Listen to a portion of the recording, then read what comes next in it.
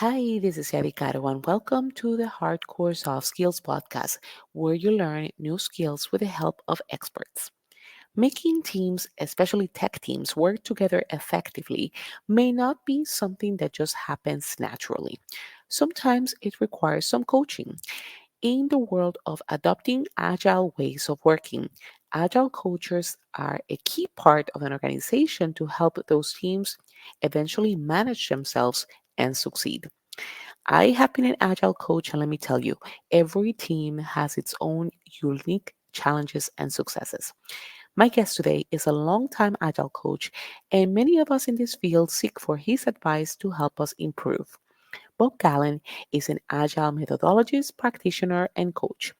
In this role, he helps guide companies and teams in their pragmatic adoption and organizational shift towards Scrum and other agile methods and practices.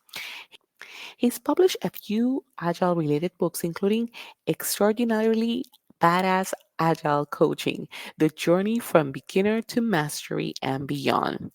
We speak today about lessons to help your team and how can you also become a badass agile coach. Let's listen.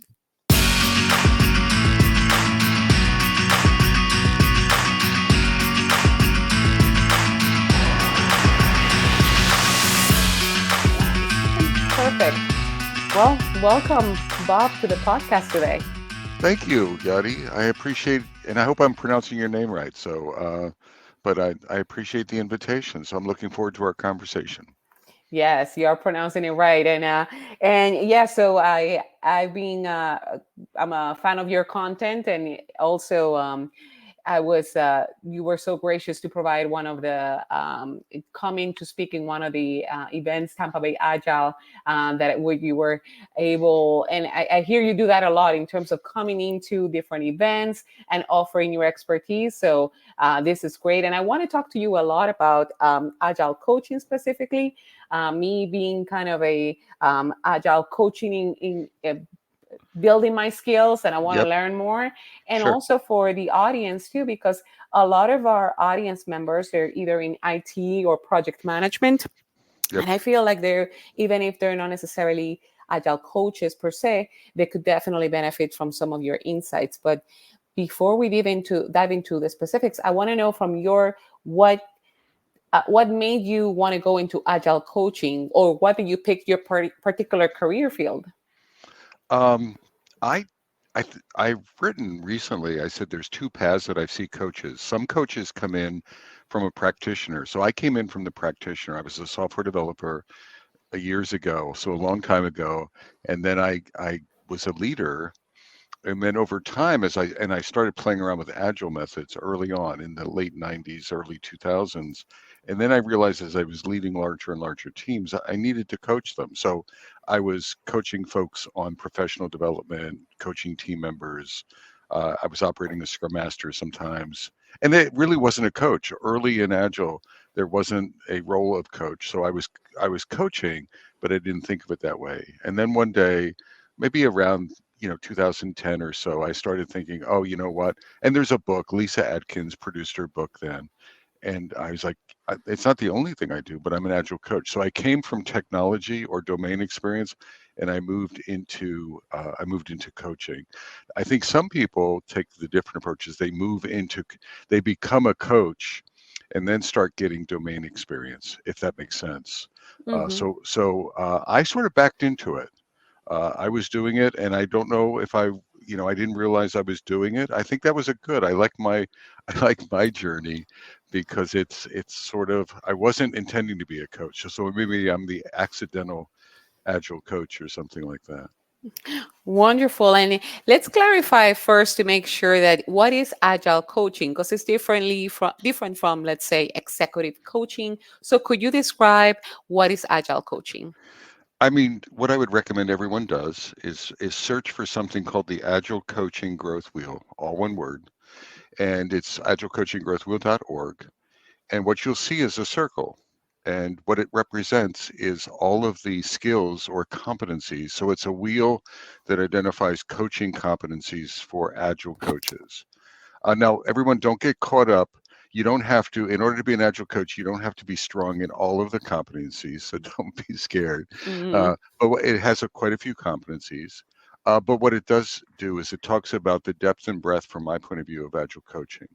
So some of the competencies that they talk about are agile lean practitioner, or what I think of as your agile lean chops. Talks about coaching. Professional coaching is a competency or a stance. I use the term competency and stance pretty interchangeably. Facilitation, mentoring, teaching, advising, or consulting, leading, transforming are all stances from the Agile Coaching Growth Wheel. So to me, an Agile coach is someone who has some skill and ability to what I would think of as dance around the wheel. Some Agile coaches are I think, they have one strong competency and they're not very well rounded. And to me, that makes them a weak coach or a vulnerable coach. If their coaching clients need something else from them, they only what's that metaphor? If you only have a hammer, everything looks like a nail. So Hmm. so Yeah. you don't want to fall into that. So you need more competencies or skills, but you don't need to be strong in all of them. So what I would recommend, if you want to know what agile coaching is, look at the Agile Coaching Growth Wheel. And then one competency I didn't mention is self mastery. So in the middle of the wheel, or the hub of the wheel, is self mastery, which is sort of coaching. The way I think of it is coaching from the inside out, meaning coaching. To be a good coach, you have to actually have internal skills like emotional intelligence and presence and things like that, humility, before. So but, walking your talk before you tell other people to do something. So it helps if you're an agile coach on the inside before you start agile coaching on the outside, and that's what self mastery represents. You touch upon a lot of the different either competencies and skills that we address in this podcast in terms of emotional intelligence, humility, and that we have talked in previous episodes. When it comes to a person or an organization saying, "Hey, I need an agile coach," um, how does that happen? Because usually it's a just to give a specific example, it will be an organization. They're looking to have either tech teams or other types of teams. They want them to work, be high performing, and adopt agile practices, perhaps like do Scrum, Safe, whatever that may be. So they want to go in. So when is a good time to say, hey, we need to bring an agile coach to this situation? And also, is the expectation that, hey, the agile coach will tell us exactly what to do? How does that work? So finding or bringing in an agile coach, I'll start there. It's I, I think it goes back to what you said. I would rather not focus on the role or the job description, and I would rather everyone focus on coaching skills. So, for example, Scrum Master. We haven't mentioned the term Scrum Master. I've always felt that a Scrum Master is an Agile coach. When I look at a Scrum Master, I see an Agile coach. Now, they certainly don't have it. Most of them don't have that in their title, and most of them are fairly, sort of, less experienced. So they may not have a lot of Agile coaching growth wheel competencies, but they are a coach in my. They're a team coach, and what I want them to do is strengthen their skills. So I think finding a coach is an early step, but you don't have to have a coach. You could have someone, a senior developer who has some experience, and some of the soft skills we were talking about, some of the self mastery skills, and that's hard to find those, and they're important. So finding those, and they have the soft skills to effectively coach the team. Or it could be a scrum master that's stepping out and amplifying that part of their role. Or it could be an outside coach or an inside coach. It could be a part-time coach. But find someone to help guide you. Now, as far as, do they tell you what to do? I think sometimes, and what I'll use is, and you probably heard this. There's a team maturity metaphor called shuhari, and shuhari says that teams have different levels of experience. A shu team is a beginning team. A ha team is sort of a mid level experienced team, and a re team is a very experienced team. Well, if you're a coach, if you think about that continuum, I need to shut up if it's a re-team and just get out of their way and maybe provide some very lightweight advice because they know what they're doing. Now, they may have blind spots, and that's where I can help them as a coach. So it's a very light-handed coach. Uh, if I go to shoe, the shoe part of the continuum, a very like a team that can't spell agile and they're just learning from the beginning, they might need to be told what to do a little bit until they get their feet underneath them. I do think coaches need to have the situational awareness. Shuhari is a nice metaphor to have the situational awareness of what team am I coaching. Again, it goes back to don't be a hammer coach where Mm-hmm. you hammer all the nails the same way. You have to be situationally aware. Oh, one quick thing. I Mm-hmm. think the part of the mindset for a coach, and this goes to self mastery as mindset as well, is that you serve the team, they don't serve you, Mm-hmm. or you serve whoever you're coaching. So you're serving their agenda, and not they're not serving you. So that mindset, no matter whether it's shu, ha, or re, can help put up some guardrails so you don't get too obnoxious or too prescriptive as a coach. Yeah, I must mention too something I should have mentioned since the beginning is that I loved the title of your book in terms of extraordinarily badass agile coaching. What makes a coach badass? It's a good question. I don't know. I don't even know if I'm a badass. I like the term. I think what I'm trying to convey with the term is I want bold coaching. I want people that aren't stuck in one way of doing things. I want coaches who are continuously learning and continuously becoming more well-rounded and are open to feedback. One of the things I found with a lot of agile coaches, it's funny in a sad way, I guess, but a lot of coaches that I run into, it turns out that they're really good coaches externally, but they don't like to be coached themselves. Hmm. They almost border in on being not coachable. So it's easy to coach others, and it's not so easy to be coached yourself. I actually think a badass really leans into their self mastery, really leans into their humility. So what I'm saying, they walk their talk, even when it's hard to walk their talk, and they do it personally. They role model the behaviors that they're talking about, and that's Yeah. that's challenging depending on your environment, your employer, the culture. But still, they lean into that as much as they can. So, badassery, I think, is continuous learning, self mastery, and really walking your talk are aspects of it. But don't get hung up on the term, uh, everyone. And if you don't like it, well, then change it. If it offends you, some people get offended by it, then change it to another term. I think it's quite inspiring. It's like I'm gonna be a badass coach today. So I I think it's think kind of that's the way I intended it, but yeah. Yeah, it's important that you talk about self mastery and us as coaches being open and having the humility to be coach. And you've talked about having a peer in terms of as we gain mastery and in coaching other teams. So what happens when how do we know that we are open to be coached, and also what happens if we have to work with other coaches that we want to have that peer relationship but maybe we perceive, hey, they don't necessarily want to be coached. I so I think again it's the same thing. You can't coach someone if they don't want to be coached. So that's another thing we didn't talk about. But I think part of badassery is trying not to force yourself. Forcing your coaching onto someone is probably the least effective coaching. I talk about push versus pull. You want to do less pushing and you want your clients to do more pulling. So I think that would be the same thing with agile coaches. So what I would say is one of the hallmarks of an agile coach is having a coach and having a mentor. I don't know if there's a magic number. I have multiple coaches and I have multiple mentors, and they vary over time. And they give me feedback, and I'm incredibly, thankful for that. The other part of it is I'm also a coach for other people, and I also mentor other folks. So I think you learn from both sides of each equation.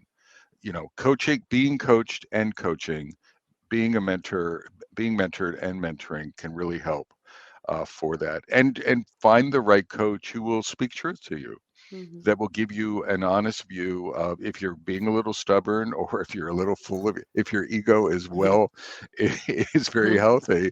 Well, then you want someone to be sharing that with you. You want to create safety in that relationship so you can hear that feedback.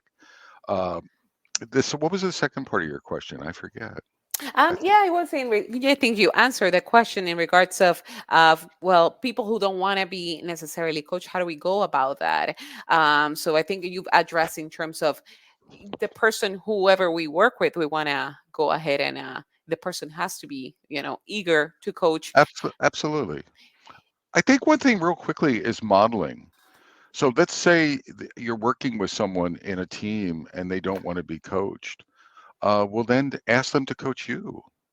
So Hmm. you can model the behavior, right, that you want them to sort of consider. So you're being coached and you're showing vulnerability to invite them into your coaching, and you're also showing them what good looks like. When I say modeling, I think as a coach, you're role modeling good behavior, and that might sort of inspire them, or that might cause them to reflect and say, you know what, I don't have a coach.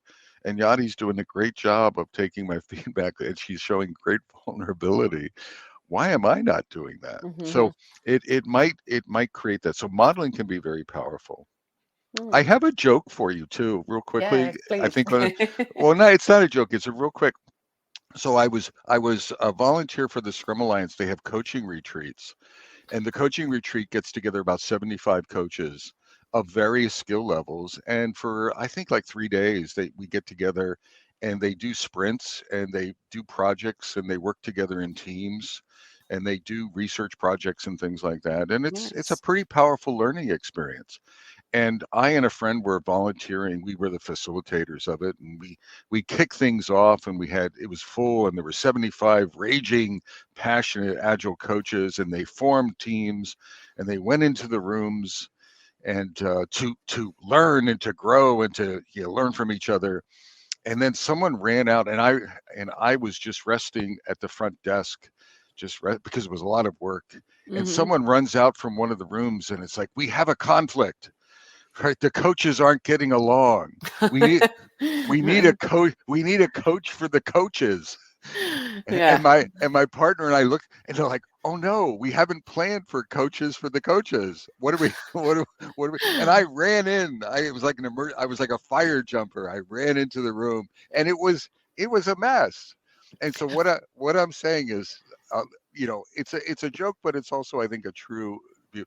Agile coaches are some of the worst people to coach and to form teams. And what that says is we have some room to grow. So for whoever's Yes. listening to this self mastery and self awareness and learning to grow is we need it in our community. Yeah. So Do as I say, not as I. exactly, Yeah, that's true. And I guess we're being type A personalities. We presume that we exactly, go from the stance of we have the expertise and all that. So exactly, yeah. exactly. um, Regarding the a day in the life of a coach, because I want to kind of drill down a little bit more of what does that look like, because an organization, a program manager listen to us right now says, oh, I need an agile coach, and then they go and put that person into like managing tools or things like that, or saying this person's going to work and prepare a plan. How could you describe a day in the life of an average, or like in an organization on agile coaching, understanding that it varies, but at least just so people can grasp an idea and discuss what it's not when it comes to having or coaching in general in an organization. It's a good question. I'm not going to tell people what a day in the life is. What I am going to tell you is that every agile coach, so one of the important things about a coach is to, at the very beginning of a coaching assignment. So if you get asked to coach a team or a leadership group or some individuals or whatever as a coach, you, the worst thing you can do is dive in and start coaching and start doing whatever someone is asking you to do, because they may not know what coaching is and isn't, and they may not know what part of their ask you can do and not do, skill wise, etc. So what I think there's two things. I think entry into a coaching situation is really important. Part of entry is explaining agile coaching, just like we did earlier. That's where the agile coaching growth wheel can actually be helpful. You can Mhm. share it with a client, someone you're coaching, very quickly. Don't go into the weeds, but very quickly talk to them for 5 or 10 minutes and say, can I please share with you what agile coaching is and what it isn't? And there's a wonderful framework that I apply in my coaching called the Agile Coaching Growth Wheel. If we can, let's go through it. So that's part one, is explaining as succinctly as you can what it is and what it isn't. The second thing is defining the agenda with your client, like what you are going to do. So you don't just dive in and start doing things. You actually have to set up a coaching plan and a coaching agenda. And it's not just the client's view.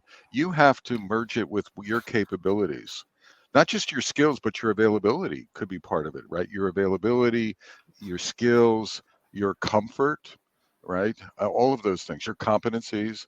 So that's part of establishing it.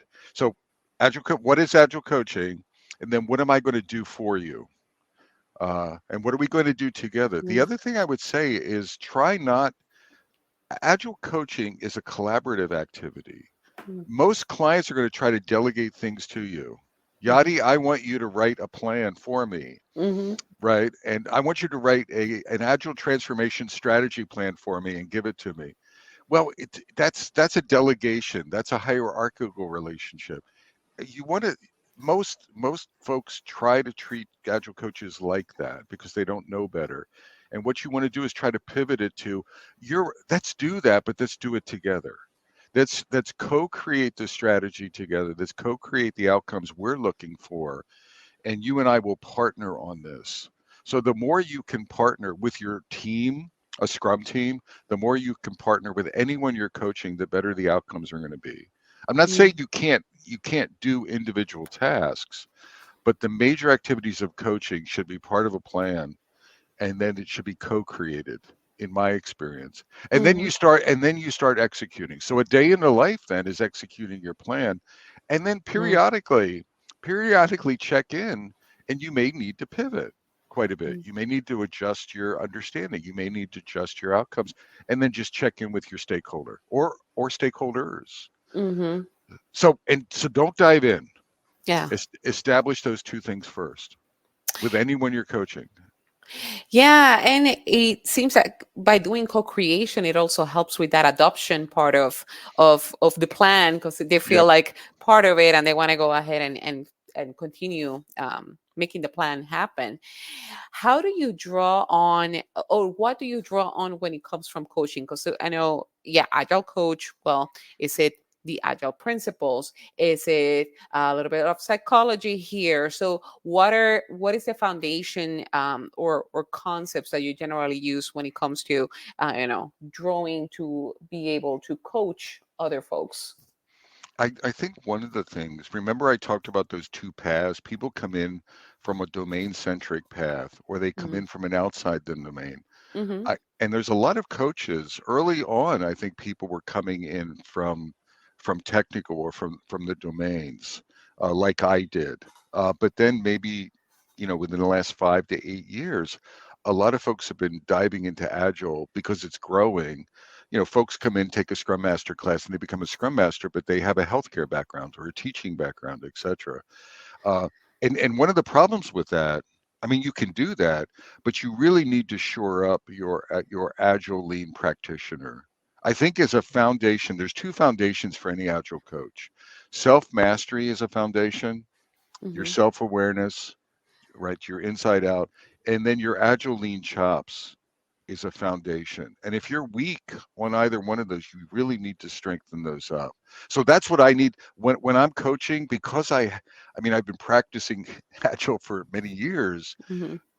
I have a natural affinity. I have lots of experience in the agile lean, and I bring bits and pieces of that. Stories, for example. Like if you have experience, you have stories to tell. If Mm-hmm. you don't have experience, you have no stories in your toolbox. So you're going to have to create some stories, etc., and that becomes helpful. So those Mm-hmm. are my two, and I think the self mastery is a silent foundation, and the agile lean chops is a really sort of strong foundation. The other thing is if you're doing enterprise coaching or transformational coaching, or leadership coaching, then having some experience in organizational dynamics and organizational change is really helpful. And I Mm, happen to have some depth in both of those areas. that's So, but you have to develop that. You have to bring that to bear, and then sort of it's almost like you have a library and you have to tap into those stories and situationally when you're coaching. But the other thing, yeah. real quickly, Mhm. sometimes who is it? Who is it about the coach or is it about the client? What do you think? It's a, Ah, oh, in so, terms, and yeah, go of ahead. listening and stories. It's about the client. Mm-hmm. So we need to bring our experience, but also we need to shut up and listen and ask good questions and make it about make sure that we're not making it about us. We're making it about them. So there's this balancing act to be struck of, yes, I have all this experience, but what do you have and what do you think? Or react to this story I just told you. This is something I might try, but what do you think you'd like to try? I like that because working and myself as well as coaches, we tend to talk a little bit more, maybe too much. So, like the part of listening is very important, and that's one of the competencies that you mentioned. So, in terms of building some of those competencies like self-awareness, listening, what are some of the key ways you recommend us to master those skills and competencies? I think a lot of them are tacit skills or they're experiential skills. So I do think part of learning is going like reading a book. Lisa Adkins' book is a historical, right? Mm-hmm. It's a historical agile coaching book, and you should read that. My Yes. badass book might follow hers, but read hers first. Mhm. So there's some book reading you can do. There's some certification classes you can take. But I really think in order to become a well-rounded coach, it really is practice. Mm, So I would say is that whole notion of do you have a coach? Are you being coached? Are you being mentored? Pair coaching is really important. Are you an active member of a community of practice at your job? mhm. And if there's no community of practice, start one up. Try to Yeah. start one up so you can learn from each other. Go out into the community and meet up groups and hang out with coaches. For example, I live in Raleigh, Durham, North Carolina, Mhm. and we have an Agile group here, and we have an Agile coaches breakfast once a month, first Monday of the month, or Friday, first Friday of the month, at 7:30 in the morning for an hour. Maybe 40 coaches get together, and sometimes we practice coaching, etc. And we're not unique. There's other groups like that. So I think the real learning is collaborating with like-minded coaches, watching how they coach, practicing coaching, etc. Getting some supervision, having someone who's mentoring you, and then mentoring someone else, bringing someone up. That's the way you get the skills. Unfortunately, I wish it was easy. I wish it was like a 2-day class and then you could suddenly miraculously become a coach. But you're dealing with humans, Mhm. and human beings are incredibly complex, and you need to sort of be complex in your skill set. And so it's not, I don't think it's easy. Yadi, Yeah. one thing I see today is a lot of folks, I want to be an agile coach Mhm. and I want to do it in 3 weeks or less. And I want to make the money. I want to, it's like cha-ching. And it's not, I, it doesn't take forever, but it takes continuous learning like we're talking about. And it does take time. And you want to follow other folks. You really want to watch how other people are coaching, etc. And that's where the learning, that's where that tacit learning, because it's hard to describe it, so Mhm. you have to be watching it being done and doing it yourself. That is wonderful, and the emphasis on continuous learning, the humility to take feedback, and allowing us to build those competencies, and the experience as well, learning from the customers too. So, this is wonderful advice, and I will be sharing through the podcast notes all this information about the wheel and the Lisa Atkins book that you mentioned. That, yeah, wonderful book as well, and your book. So now, to close up, how people can get in touch with you, or if they have any questions for you, what's the best way? Best way, I'm LinkedIn, so I'm Mm, on LinkedIn, and then I have a website, which is I have an alter ego or mhm, persona called the Agile Moose. Okay. So you can reach out to me on LinkedIn. Is one way. Another way to listen to what I'm talking about is I do a podcast called the Meta, META hyphen cast. Mm-hmm. And my friend Josh Anderson and we've been doing that for actually over 14 years, I think. So we're almost like an old couple doing podcasts for a long time. And then Agile hyphen Moose is a nice way to listen to my blogs and things like that. So those are three easy ways. Wonderful. And why the moose, by the way? I don't know. You see the moose over my shoulder. Yes, I see. I You have a u- big picture of a moose on the background. So yes. I used to live in Connecticut and I vacationed in Maine a lot. And Maine has in the U.S. has a lot of moose, and so I just got fond of the animal. And then the tagline, I'll share my tagline: If you can teach a moose to be agile, you can teach anyone to be agile. Wow. But it's just a tagline. Moose are not really so agile, but That will be interesting. How to teach a moose to be agile. exactly. Well, thank you so much, Bob, for your time. Yeah, And Yada, you're welcome. It all was a right, pleasure. thanks. Okay, ending the record.